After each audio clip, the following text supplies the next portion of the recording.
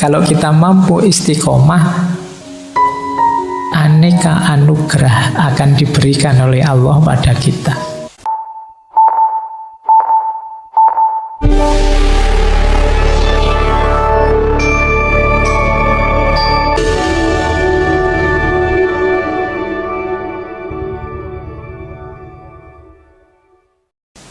Assalamualaikum warahmatullahi wabarakatuh. Baik, saya lanjutkan. Nah, ini buahnya. Saya ini agak cepat ya malam hari ini waktunya. Saya ambil lagi dari beberapa ayat biar kamu percaya bahwa saya tidak ngarang. Ben kotok kaya ngaji tenanan ya bulan ini, kaya ngaji beneran di masjid ini. Buahnya istiqomah apa? Jangan khawatir, dijanjikan oleh Al-Quran kalau kita mampu istiqomah, aneka anugerah akan diberikan oleh Allah pada kita.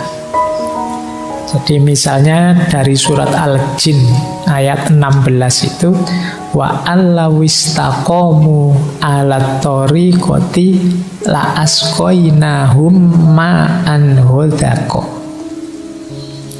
Dan jika seandainya kalian bisa istiqomah atas jalan yang lurus, kata Allah, la asqainahum ma'an hodako. Jadi sungguh kami akan mencurahkan pada kalian ma'an hodako. Ma'an hodako itu air segar.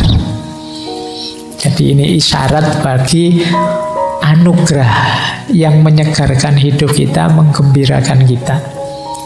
Jadi kalau teman-teman mungkin sedang sumpek hatinya, merasa banyak masalah, mencari jalan keluarnya susah, butuh kesegaran dalam hidup, istiqomahi kebaikan-kebaikan yang memang bisa kita jalankan.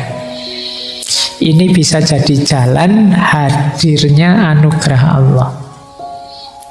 Jadi kalau kita mampu mengistiqomahi sesuatu, nanti Allah akan memberikan anugerahnya. Pak, saya mengistiqomahkan setiap habis subuh saya nulis, Pak. Yo tidak ketang, tidak ketang ini. Orang ketang maksudnya.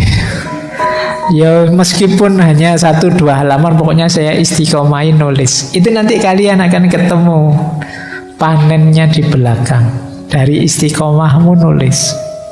Apapun yang kamu istiqomahi nanti mesti ada panennya di belakang. Ini anugerah-anugerah dari Allah. Saya mengistiqomahkan kalau sore baca, Pak. Nah, ini anugerah Allah. Tapi tadi ya rumusnya kebenaran dan kebaikan. Tidak sekedar, Pak, saya itu sekarang kalau mau tidur pasti baca WA misalnya, enggak itu. Enggak ada hubungannya dengan ini. Jadi kamu, ini kan juga istiqomah, Pak. Iya, tapi ranahnya bukan itu yang dimaksud. Jadi istiqomah dalam kebenaran kebaikan agama. Oke, kan sekarang kita akrab sekali kan dengan HP itu. Mau tidur ya buka HP. Bangun tidur tangannya nyari-nyari kemana, ya HP yang dicari lagi. Tidak tidur-tidur sebelum HP-nya dibunyikan sampai tertidur. Nah, cuma ini tidak termasuk kategori istiqomah.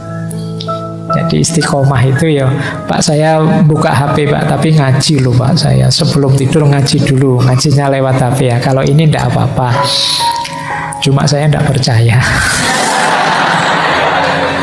Oke. Terus yang kedua, jangan lupa ada ayat yang secara tegas menyatakan istiqomah itu membuahkan ketenangan. Innalladzina qalu rabbunallah tsumastaqamu fala khaufun alaihim walahum yahzanun. Sesungguhnya orang-orang yang berkata Allah Tuhan kami, kemudian mereka beristiqomah, maka tidak ada rasa takut dan rasa sedih dalam diri mereka. Ini bisa dibalik memahaminya, kalau kita masih banyak gelisah, banyak ketakutan-ketakutan, banyak kesedihan-kesedihan, jangan-jangan kita ini tidak punya andalan kebaikan yang kita istiqomai. Tidak ada amal yang secara mantap kita lakukan dan kita konsisteni, sehingga hidup kita sering gelisah. Wong batin kita sendiri memang tidak mantap. Orang yang mampu beristiqomah itu segala galau, segala gelisah dalam batinnya akan tergusur. Ini janjinya Al-Quran. Nah, makanya tadi saya minta ayo dipilih ini amal, kesunahan dan lain sebagainya itu banyak sekali. Pilihlah yang kita mampu untuk kita istiqomahi.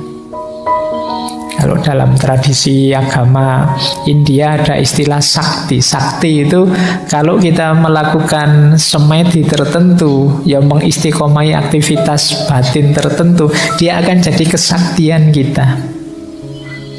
Jadi daya yang luar biasa. Bahkan ada yogi-yogi India itu yang mungkin teman-teman sering dengar ceritanya, yang melakukan aktivitas tertentu yang dia jadi luar biasa karena itu. Pernah saya baca itu ada yang mengangkat tangan saja sampai puluhan tahun, gini terus ngangkat tangan. Dan dia ampuh gara-gara itu. Jadi semedinya ngangkat tangan. Ada yang kepala di bawah, ada yang mungkin teman-teman sering lihat gerakan-gerakan yoga itu, ada yang mengistiqomahkan gerakan tertentu. Dan muncul saktinya dari situ. Ya, makanya nenek moyang kita dulu kan terkenal dengan konsep-konsep semacam ini. Meskipun sekarang mungkin sudah lenyap khazanah-khazanah semacam ini. Kamu tidak betah tirakat. Jadi padahal luar biasa. Al-Quran menyebut la khaufun alaihim wa lahum yahzanun. Orang itu yang secara kontinu melakukan kebaikan, mengistiqomahi amal baik tertentu, orang ini akan tenang hidupnya. Tidak ada susah, tidak ada gelisah, dan tidak ada rasa takut. Yang ketiga, dilanjutkan lagi, kita akan dapat perlindungan. Jadi ini ayat ini di surat Fussilat ayat 30 lebih panjang. Kalau tadi surat Al-A'qaf ayat 13 itu kan berhenti di la khaufun alaihim wa lahum yahzanun. Kalau ini dijelaskan detailnya. Innalladzina qalu rabbunallah tsumastaqamu tatanazzalu alaihimul malaikah alla takhafu wa la tahzanu wa absyiru bil jannah allati kuntum tu'adun. Jadi ini maknanya sama.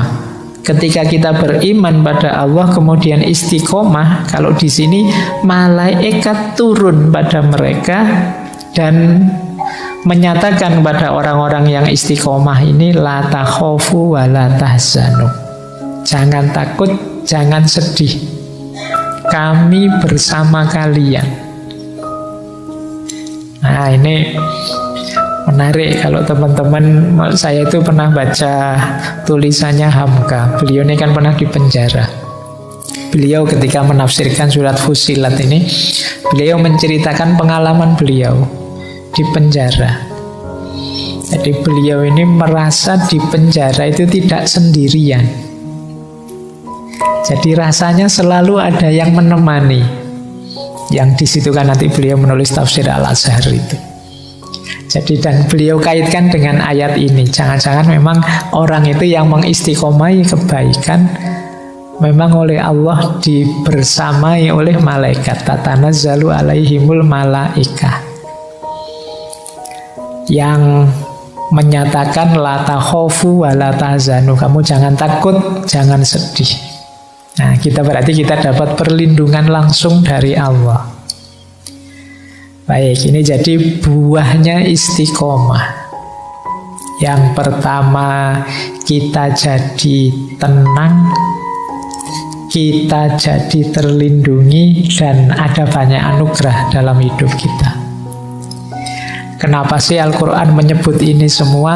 Karena Allah tahu kalian itu kalau tidak diiming-imingi begini tidak gerak.